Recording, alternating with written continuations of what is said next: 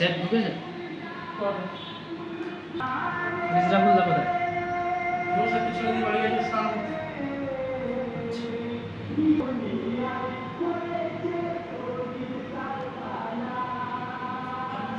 বন্ধ করা হয়েছিল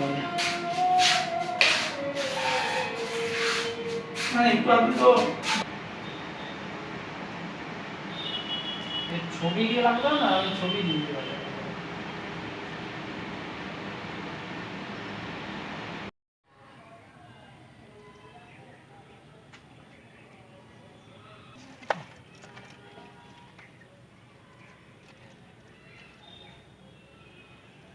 কালোটা ছিল তো কি করবো, আর হয়ে গেছে। তোমাদের কালো করা লাগবে, কালো কালো টিভিতে আমরা কালোই ভালো, আমরা ফর্সা নই তো কি আমাদের মানা দিদি আসে সব লাইতে ওটা ওটা ওটা ওটা একটু অ্যাড ভালো নামটা বল, সুধা রাখবে ওই দেখ।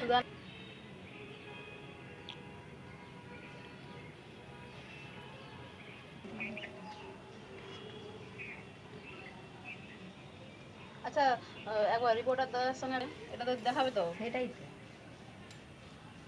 দুর্গা ঠাকুরের মুখটা দারুণ লাগছে। বইতে পারিনি তোমরা হচ্ছে মেলাতে কত করে বিক্রি করবে এগুলো? আমার অনেক সাজ ছিল, একদিন মেলাটা দিয়ে দিতে জায়গা তবু আমার আরে তুই দেখে চলে আসবি। আমি বললাম আমি দেখতে যাবো। তুই শুন, সকালের ট্রেনে যাবি আমি ভোরে, তোকে আবার বিকেলের ট্রেন আমি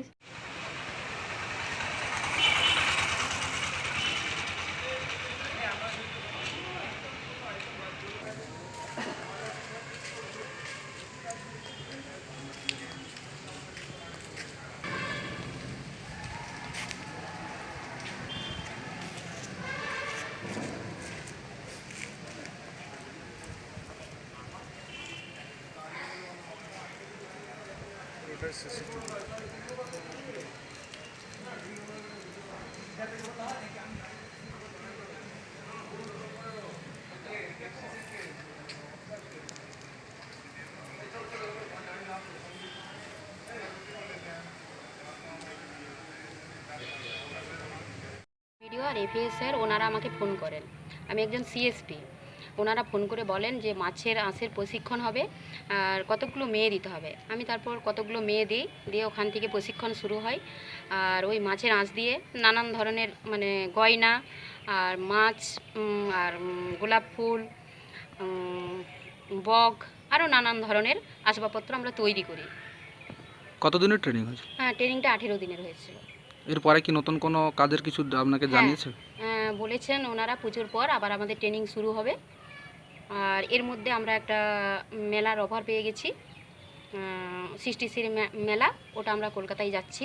এই মেলাতে যাওয়ার জন্য আমরা খুবই আনন্দিত যে এতটা মানে এতটা সাফল্য পাবো, এটা আমরা কোনোদিনও ভাবতে পারিনি যে একটা মেয়ে হয়ে এতটা উপরে উঠতে পারবো, সেটাও ভাবিনি। এগুলো হয়েছে আমাদের ব্লকের মানে বিডিও স্যার, এফইও স্যার, ওনাদের জন্য। আগামী দিনে কি চাইছেন? আগামী দিনে চাইছি এটা আরও বড় করতে। ওনারা আমাকে বলেছেন যে ওনারা আমার একটা বিল্ডিং তৈরি করে দেবেন আর ওইসব আসবাবপত্রের জন্য টাকা পয়সা দিয়ে সাহায্য করবেন।